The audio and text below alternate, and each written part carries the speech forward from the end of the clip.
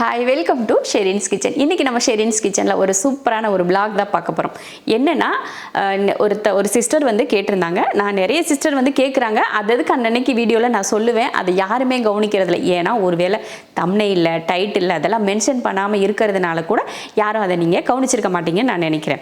அதனால இன்றைக்கி நம்ம பண்ண போகிறது என்ன அப்படின்னு பார்த்தீங்கன்னா, நம்ம இந்த வீட்டுக்கு வந்து 2 வருஷம் ஆச்சு. 2 வருஷத்தில் நம்ம கிச்சன் வந்து உங்களுக்கு எப்படி இருக்குது, என்னென்ன அட்வான்டேஜ் என்னென்ன டிஸ்அட்வான்டேஜ் அப்படின்னு சொல்லிட்டு ஒரு சிஸ்டர் வந்து கேட்டிருந்தாங்க.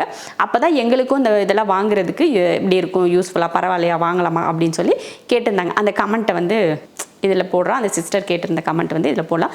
எனக்கு அதை பார்த்த உடனே ஆமாம், இது கரெக்டான ஒரு கேள்வியாக தான் தோணுச்சு. அதனால் அதுக்காக இப்போ ஒரு வீடியோ அப்படி ஒன்று பண்ணலான்னு. நம்ம வீட்டில் பார்த்தீங்கன்னா கிச்சன் பார்த்திங்கன்னா இந்த குவார்ட்ஸ் அப்படிங்கிற இந்த கல் தான் நம்ம போட்டோம். மார்பிள் இந்த மாதிரிலாம் போடுறத விட எனக்கு இந்த கல் விருப்பமாக இருந்தனால இது போட்டேன். மார்பிளை விட இது வந்து காஸ்ட்லி தான். அதாவது இது வந்து காஸ்ட்லியாக தான், அதை விட இது காஸ்ட்லி. அப்படிங்கிறப்போ எதுக்கு இவ்வளோ காஸ்ட்லியாக போனீங்கன்னு கூட நீங்கள் யோசிக்கலாம். நம்ம ஒரு கிச்சன் வந்து ரொம்ப அழகாக அப்படியே காட்டணும் அப்படின்னா எல்லாரும் போடுற மாதிரி போடாமல் கொஞ்சம் டிஃப்ரெண்ட்டாக நம்ம போடணும் அப்படின்றதுக்காக நம்ம இந்த கல் போட்டோம். இந்த கல்லில் வந்து ஹீட் வந்து அதிகமாக தாங்காது. அதுக்கப்புறமா பார்த்திங்கன்னா ஏதாவது அழுக்கு கரைப்பட்டுச்சுன்னா சீக்கிரமாக போகாது, அப்படியே பிடிச்சிக்கும் அப்படின்ற மாதிரி நிறைய ஒரு கொஸ்டின்ஸ் வந்து என்கிட்ட நிறைய நம்ம வீடியோலாம் பார்த்தேன். நான் இந்த மாதிரி இந்த கல்லுனால் வாங்கினா அது எப்படி என்ன ஏதுன்னு நல்லா பார்த்துட்டு அப்புறமா தான் நான் வந்து இதை சூஸ் பண்ணேன். அந்த வீடியோலையெல்லாம் பார்த்த வரைக்கும் நானும் இந்த கேள்வியெல்லாம் பார்த்தீங்கன்னா கிச்சன் கவுண்டர் டாப் வந்து புக் பண்ண இடத்துல நான் இத்தனை கேள்வியும் கேட்டேன். இந்த மாதிரி இருக்குது, இப்படி சொல்கிறாங்க அப்படி சொல்கிறாங்க, இது சரியா தப்பா அப்படின்லாம் கேட்குறப்போ அவங்க என்ன சொன்னாங்கன்னா, இந்த கல் யூஸ் பண்ணலாம், ஆனால் ஹீட்டு நம்ம டைரெக்டாக பார்த்தீங்கன்னா அடுப்புலேருந்து தூக்கி உடனே கல் மேலே வைக்கக்கூடாது. அப்படி வச்சோன்னா அன்னைக்கு எதுவும் ஆகாது, கொஞ்சம் நாள் ஆக ஆக என்னென்னா அந்த கல் வந்து விரிசல் விட்டுரும் அப்படின்னு சொல்லி சொன்னாங்க. அதனால் நான் என்ன பண்ணியிருக்கேன், வந்து 2 வருஷமாகவே நான் டைரெக்டாக அடுப்புலேருந்து தூக்கி எந்த பாத்திரத்துலையும் நான் வந்து இந்த கல் மேலே வைக்க மாட்டேன். அதுக்கு வந்து நான் நிறைய வந்து இந்த ட்ரேலாம் நிறைய வாங்கி வச்சுருக்கேன், அந்த மேட்டுங்கெல்லாம் நிறைய வாங்கி வச்சுருக்கேன்னா அந்த இதில் போட்டு நான் வச்சுக்கிட்டேன். இந்த மாதிரி டைரெக்டாக இப்படி அடுப்பில் இருக்குதுன்னா இப்போ வந்து இதை கொஞ்சம் சமைச்சு கொஞ்சம் நேரமே ஆயிடுச்சு, இப்போ தூக்கி வைக்கலாம் தப்பில்லை. உடனே இப்போ அடுப்புலேருந்து இறக்கி டக்குன்னு கீழே எடுத்து வச்சோம்னா இந்த பாத்திரம் பார்த்திங்கன்னா ரொம்ப கொதிக்கும் பார்த்திங்களா, அந்த மாதிரி எல்லாம் எடுத்து கீழே வைக்கக்கூடாது. நம்ம பொருளை நம்ம தான் பத்திரமா பார்த்துக்கணும். அவங்க சொல்லிட்டாங்க அப்படின்றக்காக நம்ம பாட்டுக்கு தூக்கி வச்சிட்டோம்னா நம்ம பொருள் சீக்கிரமாக உடஞ்சி போயிடும். அதனால் நம்ம வந்து சேஃப்டியாக எல்லாத்தையும் பார்த்துக்கிட்டோம்னா எந்த பொருளாக இருந்தாலும் ரொம்ப நாளைக்கு உழைக்கும். அதுக்கப்புறமா கரைப்பட்டுருச்சுன்னா போகுமா அப்படின்னு கேட்டிங்க.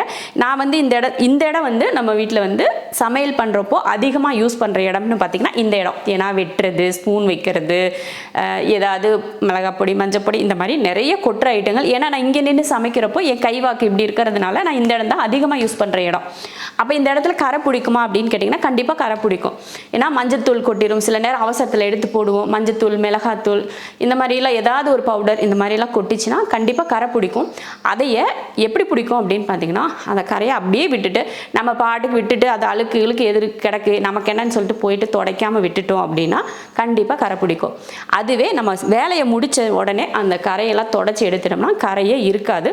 கொஞ்சம் கம்பினாரோ இல்லை ஏதாவது ஒரு நார் வச்சு தொடச்சிட்டிங்கன்னா அந்த கரை இருக்காது. அதுவும் ஒரு இது. நம்ம வந்து எந்த பொருளையும் யூஸ் பண்ணுற விதத்தில் யூஸ் பண்ணால் எந்த பிரச்சனையும் வராது அப்படின்னு நான் சொல்கிறேன். அவ்வளோதான். அப்புறமா என்னென்னா, நாரெல்லாம் போட்டு தேய்க்கலாமா அப்படின்னா கண்டிப்பாக தேய்க்கலாம். நம்ம இந்த இப்போ கம்பி நாரெல்லாம் இருக்குது பார்த்திங்களா, நம்ம அடிப்பிடிச்சதெல்லாம் வைக்கிறோம் அப்படின்னா அந்த நாரெல்லாம் போட்டு நல்லா நான் தேய்ச்சி தான் கழுவுறேன். எதுவும் கிராச்சஸ் எதுவும் ஆகிறதில்ல, நல்லா இருக்குது. அதனால் எந்த பிரச்சனையும் இல்லை. அப்புறமா என்னதுன்னா, நம்ம வீட்டில் வாங்கின பொருள் எல்லாம் பார்த்திங்கன்னா நான் ஏற்கனவே நிறைய சொல்லியிருக்கேன்.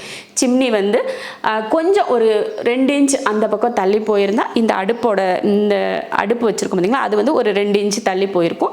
நமக்கு வந்து யூஸ் பண்ணுறதுக்கு கரெக்டாக இருந்திருக்கும். நம்ம வந்து ஐலாண்ட் சிம்னி அப்படிங்கிறதுனால முன்னாடியே ஃபிட் பண்ணி இதுக்கேற்ற போல் அடுப்பு வச்சதுனால இது எனக்கு வந்து இப்படி சமைக்கிறப்போ ரொம்ப முன்னாடி இருக்குது அடுப்பு. இப்படி நின்று நான் சமைக்கிறேன் அப்படின்னா அடுப்பு வந்து என் பக்கத்துலேயே இருக்குது பாருங்கள். இப்போ கொஞ்சம் தீ அதிகமாக வந்தால் கூட எனக்கு பக்கத்தில் வந்துடும். அந்த மாதிரி ரொம்ப பக்கமாக இருக்குது. அது ஒரு டிஸ்அட்வான்டேஜ் எனக்கு. இது நான் வந்து நிறைய வீடியோவில் சொல்லியிருக்கேன்.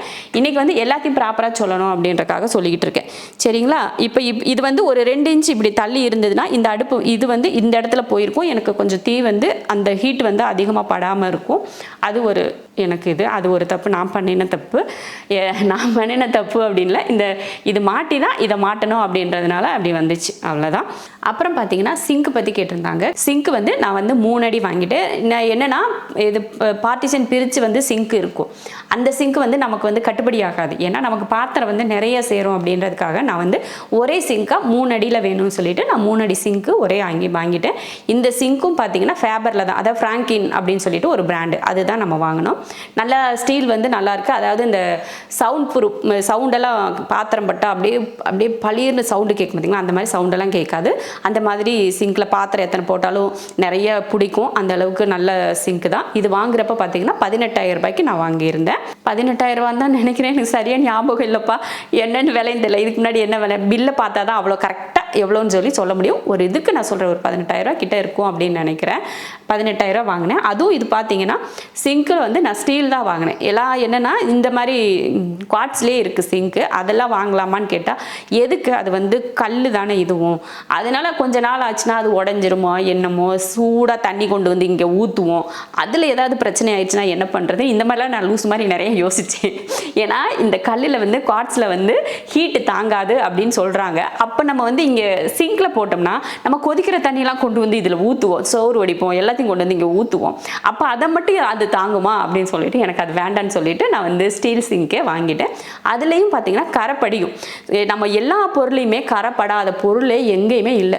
நம்ம மெயின்டெனன்ஸ் பண்ணுறதை வச்சு தான் அதில் கரை பிடிக்குமா பிடிக்காதா அப்படின்னு நம்ம யோசிக்கணும். சிங்க்குமே பார்த்தீங்கன்னா அழுக்காக இருந்தால் எனக்கு அந்த அளவுக்கு பிடிக்கவே பிடிக்காது. நல்லா சிங்க் நீட்டாக இருக்கணும். எப்பயுமே இந்த கரை பிடிச்சி அப்படியே ஒரு மாதிரியெல்லாம் இருந்துச்சுன்னா சிங்க் எனக்கு பிடிக்கவே பிடிக்காது. எந்த சிங்காக இருந்தாலும் எங்கே இருந்தாலும் நீட்டாக வச்சிருப்பேன். சிங்க் மட்டும் எனக்கு ரொம்ப பிடிக்கும், நீட்டாக வச்சுக்கிறதுக்கு ரொம்ப பிடிக்கும். அந்த மாதிரி சிங்க்கு டெய்லி சோப்பு அந்த கம்பி நார் போட்டு நல்லா தேய்ச்சி கழுவுனா அதுலேயும் பார்த்தீங்கன்னா கரை பிடிக்காது. சரியா? நம்ம வீட்டில் எப்படி மெயின்டெனன்ஸ் பண்ணுறோமோ அதை பொறுத்து தான் எந்த கல்லுமே, எந்த சிங்க்குமே, எந்த அடுப்புமே, எந்த சிம்னியுமே எல்லாமே ரொம்ப நல்லாயிருக்கும். அழுக்காகாமல் நீங்கள் பார்த்துக்கணும். அப்போனா எவ்வளோ வருஷம் ஆனாலும் அப்படியே இருக்கும். நாங்கள் 2 வருஷம் ஆச்சு. இந்த கல் பார்த்திங்கன்னா நல்லா பளபளன்னு வெள்ளையாக அப்படியே தான் இருக்குது. ஏன்னா காரணம் அங்கே கொட்டுச்சுன்னா உடனே நாங்கள் தொடச்சி எடுத்துருவோம், அதனால தான் அப்படியே இருக்குது. சிங்க்குமே அப்படி தான், நல்லா கழுவி எடுத்துட்டோம்னா அதை கரை அழுக்கு எதுவுமே இல்லாமல் இருக்கும். நல்லா இருக்குது. அந்த சிங்க்குமே ரொம்ப நல்லாயிருக்கு. நிறைய பாத்திரம் கழுவுறவங்களுக்கு அந்த சிங்க் ரொம்ப யூஸ்ஃபுல்லாக இருக்கும். இல்லை கம்மியாகவே எனக்கு பாத்திரம் போதுன்னா அதில் டிவைட், அதாவது பார்ட்டிஷன் பிரித்து 2 சிங்காக இருக்கும் பார்த்தீங்களா, அந்த மாதிரி கூட நீங்கள் யூஸ் பண்ணிக்கலாம். அது உங்கள் விருப்பம். பாத்திரம் கழுவுறதுக்கு நமக்கு எவ்வளோ சேரும் அதை பொறுத்து நம்ம சிங்க் வாங்குவோம், அவ்வளோதான். இந்த கல்லும் காஸ்ட்லி தான், ஆனால் மெயின்டெனன்ஸ் ஜாஸ்தி பார்த்துட்டு வாங்குங்க. அதுக்கு பதில் நிறைய மேட்டுங்கள்லாம் இருக்குது. இந்த சூடான பொருளெல்லாம் இறக்கி இப்படியே வைக்கிறதுக்கு பதில் இதை அந்த மேட்டுங்களாக இருக்கலாம், அது மேலே எடுத்து வச்சு இறக்கி வச்சுட்டு யூஸ் பண்ணிங்கன்னா அது ரொம்ப வருஷத்துக்கு அது பாட்டுக்கு யூஸ் ஆகும்ப்பா. அவ்வளோதான். இன்றைக்கி நான் சமையல் என்ன பண்ணியிருக்கேன்றதை முதல்ல உங்களுக்கு காட்டுறேன் வாங்க. முதல்ல இல்லை, கடைசியில் காட்டுறேன் வாங்க. பாருங்கள், நான் கொஞ்சம் சிக்கன் கிரேவி தான் வச்சுருக்கேன். நீங்கள் சிக்கன் கிரேவினா ஐயோ என்னக்கா எப்போ பாரு சிக்கனுக்கா அப்படின்னு சொல்வீங்களா, அதனால தான் நான் வீடியோ எடுக்கலை.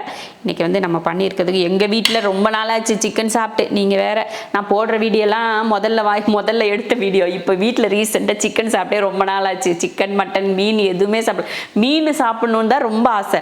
ஆனால் அந்த மீன் செஞ்சால் அன்னைக்கு வீடே ஸ்மெல் அடித்து போயிடுதா, அதை நினச்சாலே மீன் வாங்குறதுக்கே பிடிக்க மாட்டேங்குதுப்பா. என்ன செய்ய? அப்புறமா ரசம் வச்சாச்சு. எப்படி சிக்கன் கிரேவி, ரசம், அப்போ சோறு. ஹஸ்பக்கு காலையில் தக்காளி சாதம் கொடுத்து விட்டேன் காலேஜுக்கு போகிறதுக்கு. அதில் கொஞ்சம் மீதி இருக்குது. முட்டை வறுவல் பண்ணி தக்காளி சாதம் கொடுத்து விட்டு அதில் கொஞ்சம் சோறு மீதி இருக்குது. இதில் ரைஸ் இருக்குது, அவ்வளோதான். இன்றைக்கி நம்மளோட லஞ்ச் இது தான். நான் இந்த கல்லை பற்றி சொன்னது உங்களுக்கு ஓகேவா இல்லையா அப்படின்னு சொல்லிட்டு கமெண்ட்டில் சொல்லுங்கள். வாங்கணும்னு நினைக்கிறவங்க வாங்கலாம், தாராளமாக வாங்கலாம். வேணாம் அப்படின்றதெல்லாம் இல்லை, வேணாம் இது வேஸ்ட்டு அப்படிங்கிறதெல்லாம் கிடையாது, தாராளமாக வாங்கலாம். ஆனால் என்ன, நம்ம பாதுகாப்பாக வச்சுக்கிட்டோம்னா ரொம்ப நல்லாயிருக்கும், அவ்வளோதான். இதோட இந்த வீடியோவை முடிச்சுக்கிறேன். டாட்டா, பாய்.